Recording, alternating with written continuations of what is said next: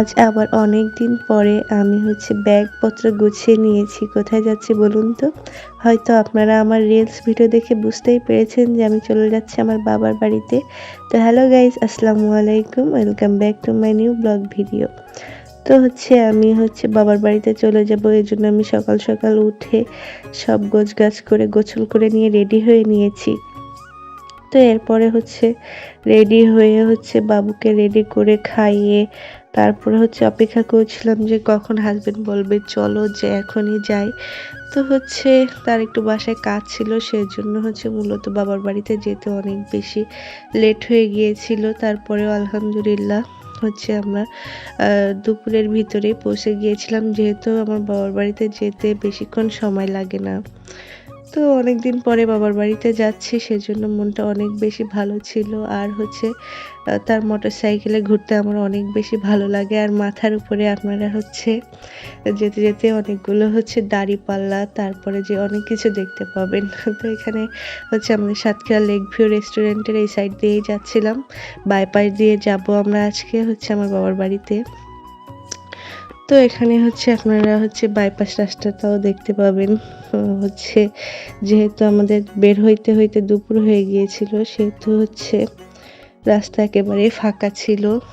তারপরেও এটা একটু গ্রামের রাস্তা বলে একেবারে ফাঁকা। আর আমাদের মেন রাস্তাটায় অনেক বেশি জ্যাম ছিল। তো এই তো এরপরে আমরা আমাদের গ্রামের রাস্তায় ঢুকে পড়েছিলাম। তারপরে যাচ্ছিলাম, আর আমি তাকে বলছিলাম যে অনেকদিন পরে আসা হলো। সেও বলছিল যে হ্যাঁ, অনেকদিন পরেই যাচ্ছ।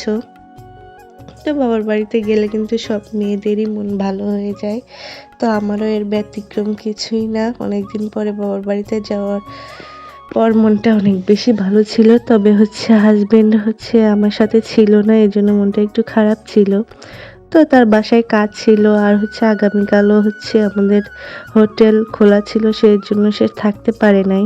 তবে আমার বাবুটা তার পাপার জন্য অনেক কান্নাকাটি করছিল, কারণ সে তার পাপা ছাড়া থাকতে চায় না।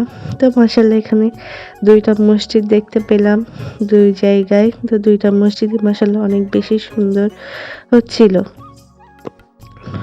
তো যেহেতু বাবার বাড়িতে যাচ্ছি, সেহেতু আমার নতুন নতুন ব্লগ ভিডিও আপনারা দেখতে পাবেন। আর আমার ব্লগ ভিডিওগুলো কেমন হয় অবশ্যই কিন্তু কমেন্টস করে জানাবেন। তো আমার বাবু সামনে বসেছিল, সেজন্য তার কোনো ভিডিও ক্লিপ নিতে পারি নাই। আর এই তো আমি শুধু গাড়িতে যাচ্ছিলাম আর যাচ্ছিলাম, সেজন্য এই ভিডিওগুলো এমন হয়েছে। তবে আপনারা একটু ইগনোর কইরেন।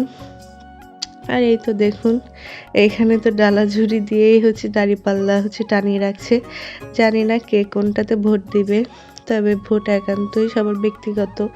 তো এটা বকচরা স্কুল। এখানে কিন্তু আমি পড়াশোনা করেছি ছোটবেলায়। তো কোনো একদিন ইনশাল্লাহ এখানের ভিডিও দিব আপনাদের।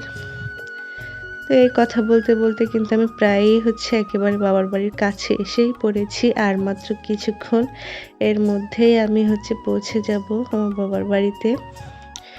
তো বাবার বাড়িতে আসলে শান্তির জায়গা, কারণ মা যেখানে আছে সেখানে প্রত্যেকটা মেয়েরই শান্তি। কারণ মা ছাড়া কোনো কিছুই সম্ভব না। আর শ্বশুরবাড়িতে থাকলে মায়ের কথা মনে পড়ে, আর বাবার বাড়িতে থাকলে হাজবেন্ডের কথা মনে পড়ে। এটাই মেয়েদের আমার মনে হয় সব মেয়েদেরই এরকম হয়। তো কার কার এরকম হয় অবশ্যই কমেন্টস করে জানাবেন। আর এই তো কিছুক্ষণের মধ্যেই কিন্তু আমি বাবার বাড়িতে চলে আসছি। তো এই তো আজকের ব্লগ ভিডিওটা কিন্তু এই পর্যন্তই থাকবে। কেমন হয়েছে অবশ্যই সবাই কমেন্টস করে জানাবেন। আর সবাই আমার বাবার জন্য দোয়া করবেন আর মাশাআল্লাহ বলবেন। তো এই তো কিছুক্ষণের মধ্যে এই তো চলে এসেছি। এটাই আমার বাবার বাড়ি।